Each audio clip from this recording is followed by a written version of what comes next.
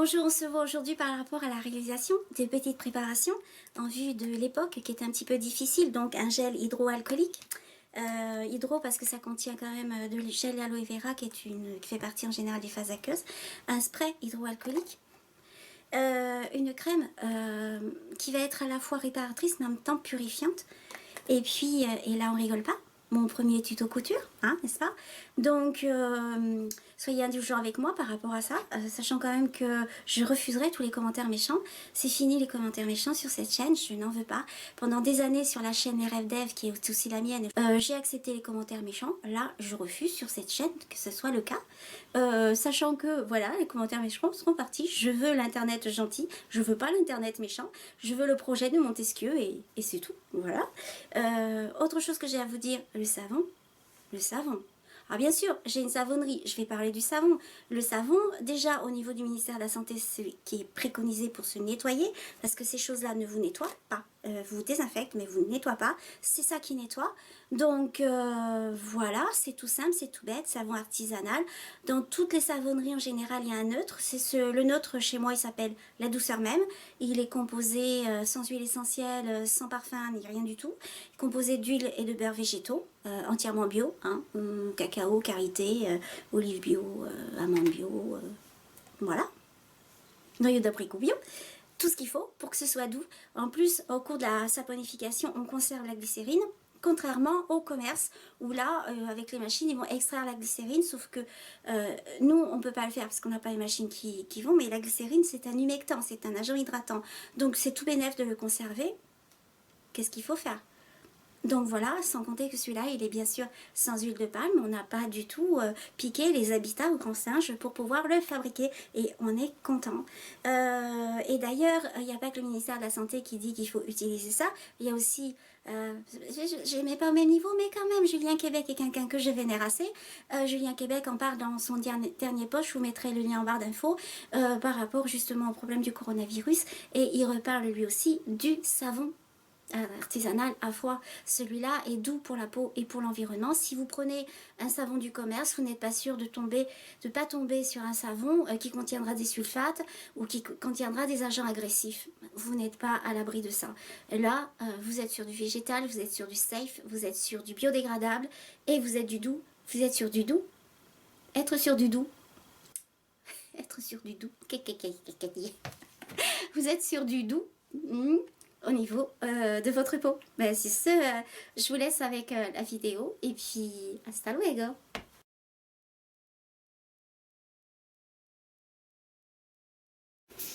Première recette, donc on a du gel d'aloe vera bio, en l'occurrence 63%, donc ici 63 grammes puisque mon contenant c'est 100 grammes.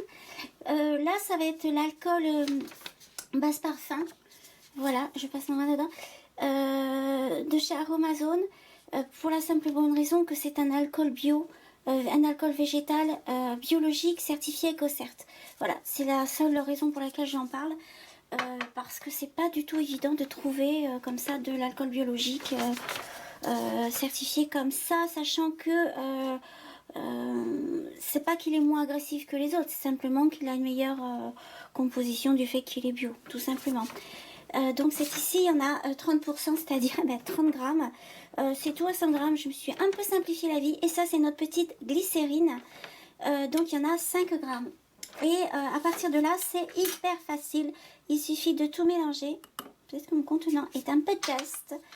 De tout mélanger, sachant que, comme vous pouvez le voir, la glycérine est un ingrédient assez visqueux, n'est-ce pas?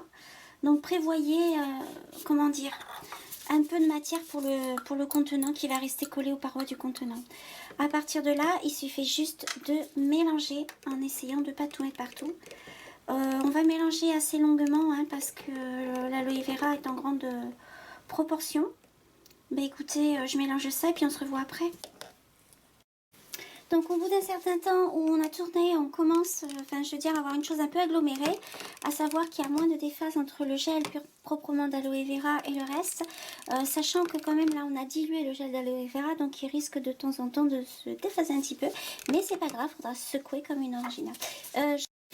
Pour la question des huiles essentielles, c'est quand même assez personnel. Si vous ne voulez pas en mettre, vous n'en mettez pas parce que effectivement les huiles essentielles, ça n'a rien de neutre. Si vous voulez les mélanger, vous pouvez le faire. Sachant quand même que moi j'ai décidé de ne pas le mélanger. Je vous mettrai en barre d'infos une vidéo, l'article que Julien Québec a fait par rapport à ce problème des gels hydroalcooliques, etc. Où lui, il va faire un mélange d'huile essentielle pour fabriquer une synergie. Moi, personnellement, je préfère en mettre qu'une seule et c'est la Ravinsara, dans la mesure où quand on multiplie les huiles essentielles, on multiplie les allergènes qui vont avec. Certes, on a peut-être une meilleure synergie au niveau de l'efficacité, mais on a de plus en plus d'allergènes. On les cumule un peu. Donc, du coup, je vais en mettre qu'une seule. Alors, pour ce qui concerne la quantité d'huile essentielle, moi j'ai choisi de mettre 30 gouttes donc de Ravinsara. Et donc là, on y va. Sachant que je vais pas fumer 30 gouttes, hein. On va compter. Une fois qu'on a mis l'huile essentielle, évidemment, on va pas se priver de retourner un petit peu et de manière assez importante, de manière à ce que l'huile essentielle soit partout dans la préparation.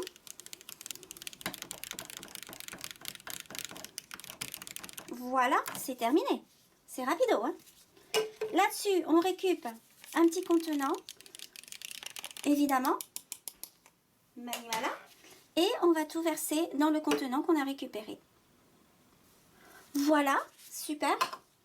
Et voilà, on a notre petit gel hydroalcoolique, donc sous forme de gel bio, entièrement bio, puisque la glycérine est bio, l'alcool est végétal et biologique, et l'aloe vera est bio, et l'huile essentielle est bio. Donc c'est un gel hydroalcoolique entièrement bio. Deuxième recette, et là c'est très simple, j'ai mesuré l'eau, il y en a 61,50 grammes, c'est de l'eau de source. Et bien c'est très simple et on va faire pareil que tout à l'heure, on va mettre la glycérine.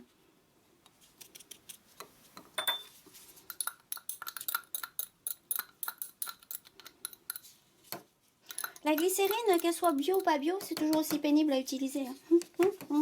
Et l'alcool, donc pareil, 30% d'alcool, 5% de glycérine, on ne change pas, une équipe qui gagne. Et là, on est beaucoup plus du côté, non pas d'un gel, mais d'un spray, parce que j'ai prévu des contenants recyclables et recyclés en spray.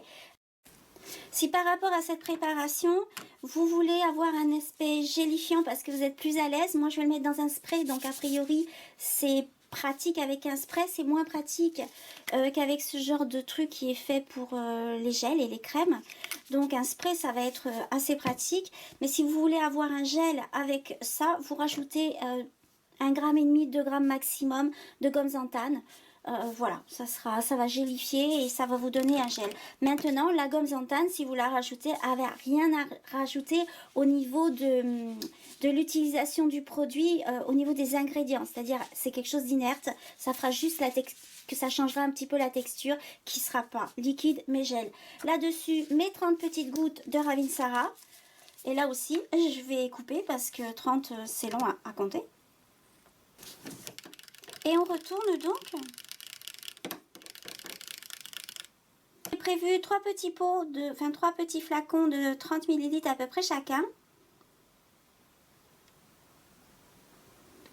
Alors, si vous regardez l'article de Julien Québec, il vous dira mettez ça au frigo de suite et utilisez depuis le frigo. À chaque fois que vous en avez plus sous la main, vous prenez un des flacons que vous avez fait. Lui, il conseille évidemment de partir sur les petits flacons qu'on a récupérés à droite à gauche, ce qui est quand même une bonne idée. Voilà, sur ce, écoutez, j'ai fini pour cette partie-là. Ce qu'on va faire maintenant, c'est qu'on va s'attaquer au dommage du gel et du spray sur nos mains, puisqu'obligatoirement, vu que ça contient de l'alcool, et c'est ça qui va être un petit peu difficile et asséchant, donc l'usage de ça va nous abîmer un petit peu les mains quand même, et du coup une petite crème purifiante pour les mains va s'imposer. On y va.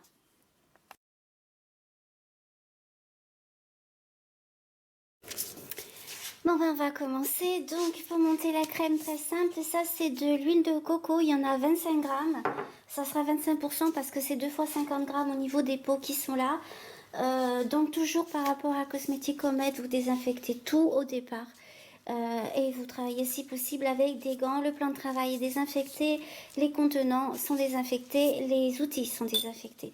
Donc notre huile de coco, j'ai pris pour le coup une huile de coco bio qu'on trouve dans le commerce avec lesquelles on peut faire des plats cuisinés, il n'y a pas de problème.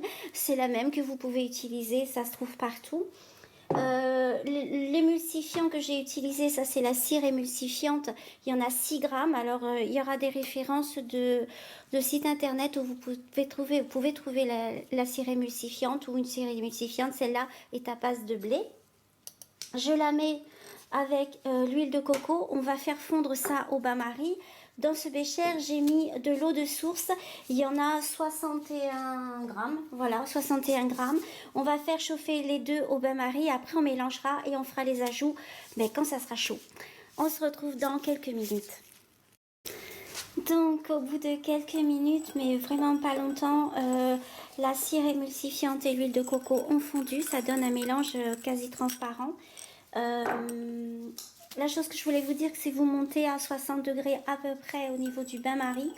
Pas plus, c'est pas la peine, hein, parce que ça fond à 60 degrés, c'est pas la peine d'aller plus loin. Je vais à l'intérieur de la phase aqueuse, c'est-à-dire de l'eau, hein, ici, ajouter un actif cosmétique hydratant, parce que c'est toujours bon pour les mains. Je sais pas si on voit quelque chose à ce que je fais, voilà. Que je vais mélanger, il y a un peu de vapeur, que je vais mélanger dans l'eau avant de verser le tout dans l'huile. D'accord? C'est de l'urée. Alors pourquoi je mets ça? Parce que justement moi je trouve que c'est un actif hydratant très facile à utiliser en cosmétique et plutôt efficace parce qu'il va éviter souvent dans les crèmes, dans les préparations, il évite l'aspect un peu gras qu'on peut avoir, quoique en général avec l'huile de coco, vu ce grammage là, on n'a pas grand chose à risquer. Donc une fois que tout ça s'est fondu dans l'eau, je vais l'incorporer peut-être. Alors moi je suis droitière, alors voilà, je ne sais pas si on va voir quelque chose. Je vais faire comme ça, est-ce qu'on voit quelque chose? Petit à petit vous incorporez. C'est pratique, hein? J'ai le bras tordu. C'est trop pratique.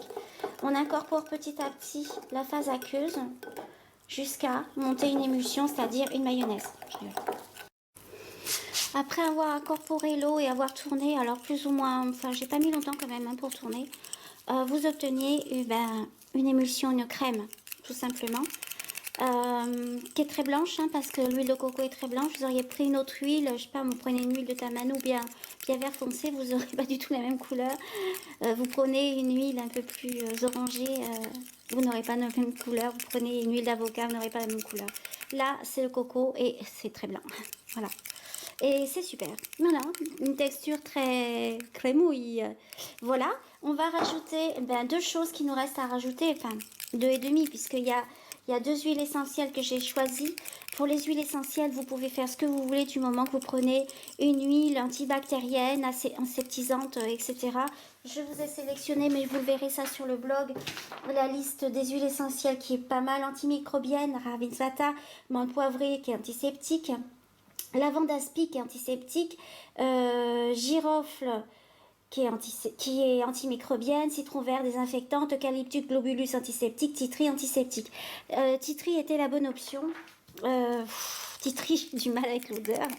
Donc, on va s'en passer. Pour moi, du titri, maintenant, si vous préférez vraiment un truc hyper désinfectant, allez-y, titri. Voilà, faut aimer le titri. Je dis pas que j'aime pas, je dis que c'est chaud, quoi. C'est vachement fort. L'huile essentielle de titri, c'est pas du tout évident au niveau de l'odeur. Mais tous les goûts sont dans la nature. Moi, je vais me contenter de mes petites huiles chéries, à savoir la menthe. Donc, 10 gouttes et 10 gouttes, parce qu'il y a quand même 100 grammes de produit. 10 gouttes de menthe et 10 gouttes de lavande aspic. Ça tombe pas. Et 10. Voilà. On va quand même tourner entre chaque ajout.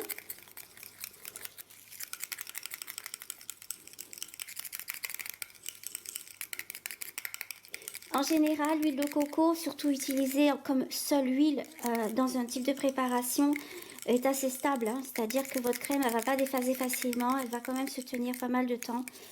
Parce que justement, l'huile de coco est une huile solide. Je vais rajouter, puisque j'ai déjà mis la menthe, je vais rajouter la lavande. Je me prends un kiff là, lavande et menthe. C'est 2 huiles que j'adore. Au niveau de l'odeur, je suis red dingue. 1, Pour les gens qui sont de Lacanau ou sur Lacanau, je pense qu'il y en aura. Pour trouver des huiles essentielles, c'est très simple. Vous pouvez les trouver en magasin bio, mais si vous n'allez pas en magasin bio, vous avez les pharmacies. Et notamment, je pense que les deux pharmacies de Lacanau que je connais, c'est-à-dire celle à côté du U-Express, je crois, à Lacanau Océan, et celle à côté du Super U à Lacanoville, commercialisent toutes les deux la marque Pranarome, qui est une super marque d'huile essentielle et de bonne qualité, bio, etc.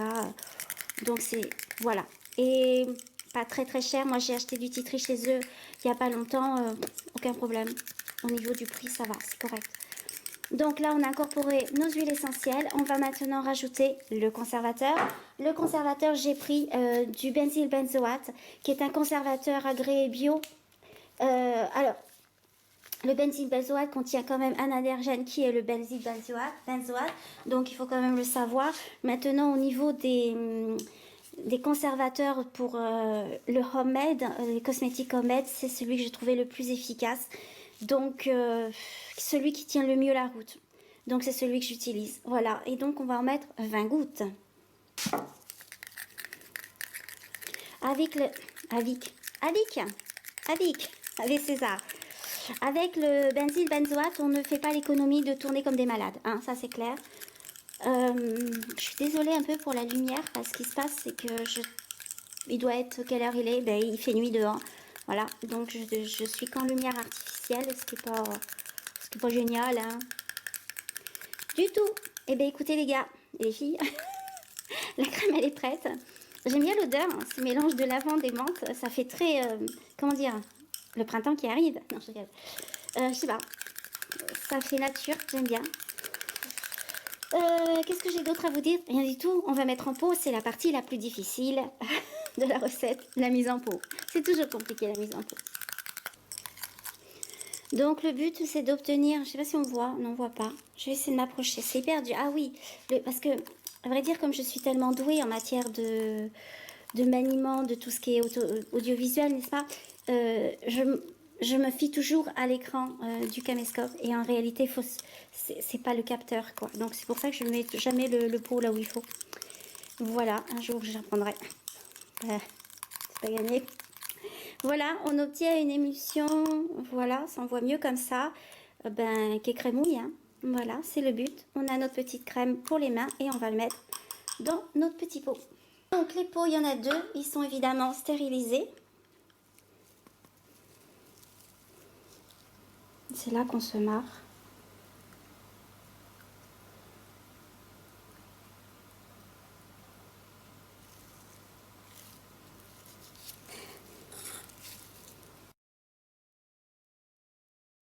Première étape, on prend un morceau de tissu qui est un format de feuille A4. Voilà, 21, 29, 7. On prend une règle et un stylo. Vous pouvez prendre un crayon si votre tissu permet qu'on puisse écrire au crayon. Moi, je vais prendre un stylo et contrairement à ce qu'on fait tout le temps en couture, on ne va pas écrire sur l'arrière. On va écrire sur le devant du tissu, donc sur l'endroit. Écrire, c'est un bien gros mot. La seule chose qu'il faut faire, c'est partir du bas du tissu. Prendre le même bas de toute façon. Il n'y a pas de haut, il n'y a pas de bas, hein, c'est la même taille. Donc, un côté du tissu et on va marquer chaque 1,5 cm. Avec un stylo qui ne marche pas, c'est ça? Non, je rigole. Chaque centimètre et demi, 1,5 cm, 1,5 cm. Pour le fait d'écrire sur l'endroit du tissu, ça ne se verra pas parce qu'on va replier après.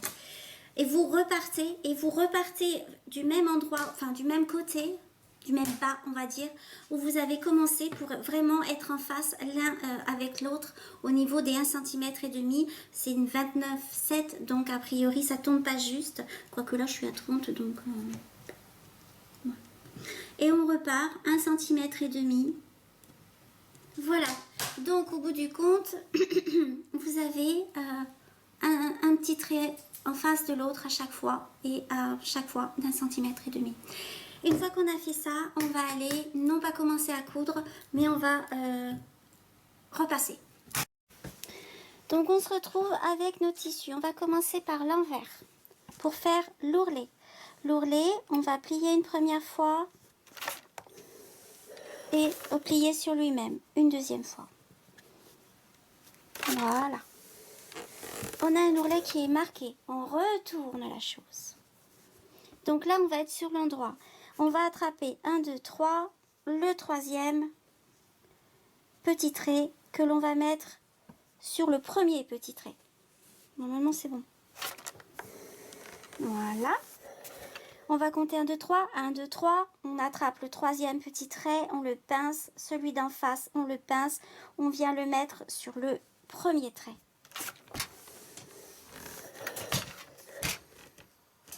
On marque le pli. 1, 2, 3. Je repince mon troisième. Celui d'en face aussi. Je le ramène sur le 1.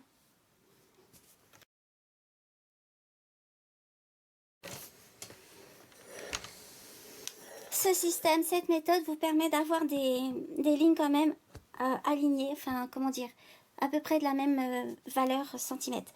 On retourne le tissu et on va refaire ce qu'on a fait au début, à savoir l'ourlet, le pli de l'ourlet. On rabat une première fois, à peu près 1 cm. Faut pas... C'est bien le pif dans la vie. Alors j'ai un problème parce que j'ai mis mes lunettes et j'ai plein de vapeur sur les lunettes. C'est quand même très chouette pour travailler. C'est bien. On replie. On passe un petit coup de fer. On a notre ourlet. Donc a priori, on a fini tout ce qui est repassage. Et on obtient ça. Ok? On va faire la couture. Autant vous dire que j'ai jamais fait de tuto couture, donc je sais pas du tout où je vais. J'admire les filles qui en font parce que là je me rends compte que c'est quand même un peu galère. Je vais coudre quand même pour commencer l'ourlet. Donc au point avant, avec un petit point d'arrêt, juste l'ourlet qui est un des bouts, hein, puisque les ourlets sont dans les bouts.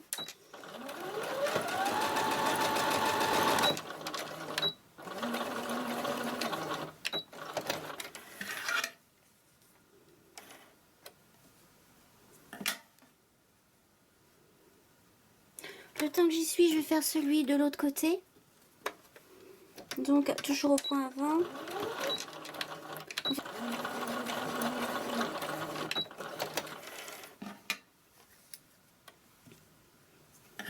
Une fois que j'ai ça, j'ai un accordéon. Non, je rigole.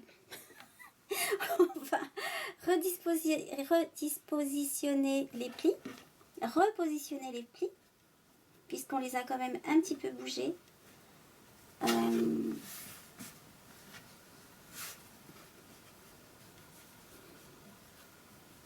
Voilà. On redispose les plis comme ils étaient tout à l'heure. Pour être sûr que ça parte pas en cacahuète, je vais faire juste une petite couture.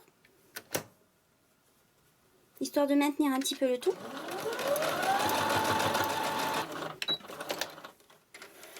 Donc là, la couture... Ouais. Eve, tu parles ou tu fais un truc, mais tu fais pas les deux en même temps. La couture, elle permet de tenir les plis ensemble. Même chose de l'autre côté. Et là, c'est un petit peu plus dur parce que là, vous avez les plis, comment dire, à l'envers. Voilà, vous avez les plis à l'envers, c'est pas grave, vous appuyez bien le truc. Vous ne vous cousez pas le droit parce que ça m'est déjà arrivé une fois. Quand j'étais jeune, après j'ai appris. Un petit point d'arrêt. C'est la fille qui l'oublie une fois sur deux, n'est-ce pas? Non, c'est pas grave. Et donc, on fait la petite couture des plis.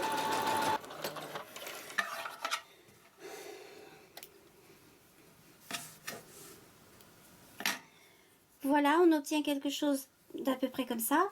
Comme c'est un peu la fête chez Yvette, comme disait Virginie, on va faire un point sur fil. Alors moi, ma machine, c'est le 4. Je sais pas, votre machine, c'est quoi qui fait le point sur fil? De manière à arrêter le tissu. Comme c'est pas la peine de s'en priver, on va faire un surfil de l'autre côté. Avec un petit point d'arrêt, je ne fais jamais.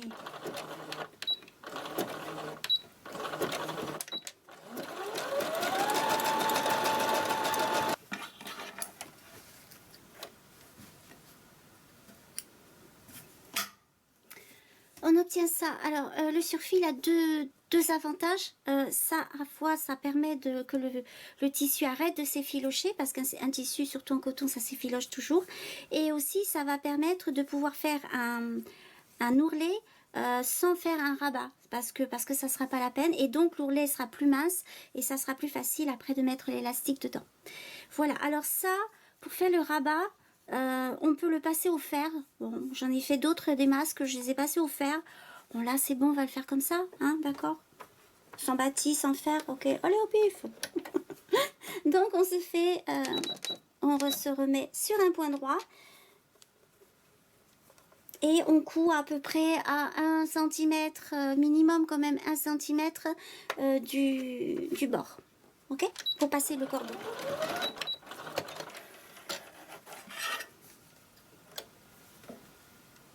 Donc idem pour le deuxième côté, il va falloir refaire un petit ourlet à peu près 1 cm, 1 cm et demi. Si vous avez non pas la flemme comme moi de repasser cette partie-là, mais de bouger votre caméscope si vous faites un tuto vidéo, c'est surtout ça qui me prend la tête. Vous pincez le tissu avec vos ongles et normalement ça maintient le tissu suffisamment pour faire la couture. Hein. Surtout que là c'est quand même une couture de 10 cm, faut quand même pas aller... on dirait l'autre, faut pas pousser mémé dans les orties. Surtout si elle est en short. La dernière couture.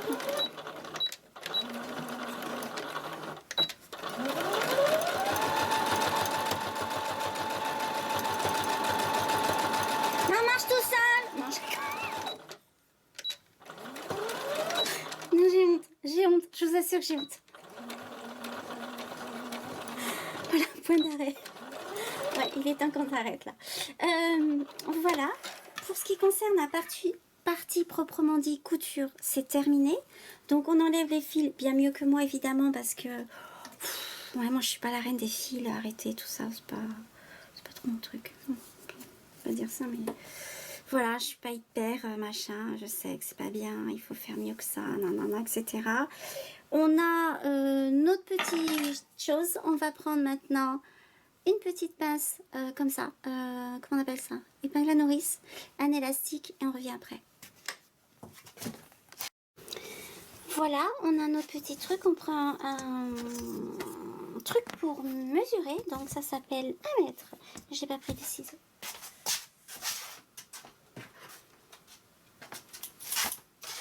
Donc on prend de l'élastique, on prend l'élastique, on mesure 20, alors on va mettre 27 cm, parce que j'en ai fait un 25, c'était un peu juste. Et on a fait 2 parce que on a 2 oreilles, donc 2 élastiques. 27 cm, voilà. Donc ça, ben on le garde pour un autre qu'on va faire. Hein. On attrape une épingle à nourrice. Et là, on se joue la vie. Et oui, on se joue la vie, c'est tout à fait ce qu'il va falloir faire, hein, n'est-ce pas? Parce qu'il faut rentrer l'épingle à nourrice, bon, quand même, c'est bon, c'est bon. Dans l'élastoc. Et là, alors là, en fin de compte, on a fabriqué 2 tubes, si on réfléchit bien. On a fabriqué un truc pour passer à quelque chose. Pour élargir le passage, vous pouvez prendre, je sais pas moi, là j'ai pris une grosse aiguille à tricoter, de la bonne grosse laine qui avance très vite les pulls. Non, vous pouvez prendre n'importe quoi qui élargit un peu la chose, qui prépare le terrain. Vous passez l'épingle à nourrice à l'intérieur du petit tunnel et en espérant en voir la sortie un jour. Voilà. Voilà, et normalement, si tout va bien dans le meilleur des mondes, vous avez l'épingle à nourrice qui ressort de l'autre côté et vous avez votre élastique qui est rentré des 2 côtés. Voilà, une fois que vous êtes là, vous faites un nœud. Ça va tenir parce que vous allez tirer sur le nœud. Et les élastiques, ça fonctionne comme ça. Faut pas se laisser impressionner par les élastiques.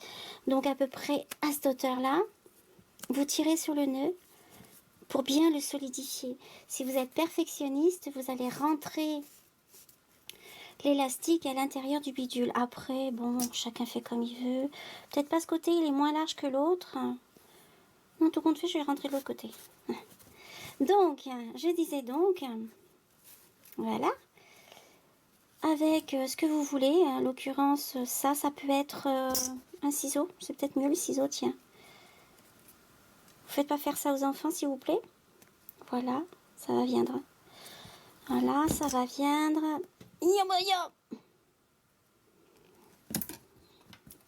Une heure après.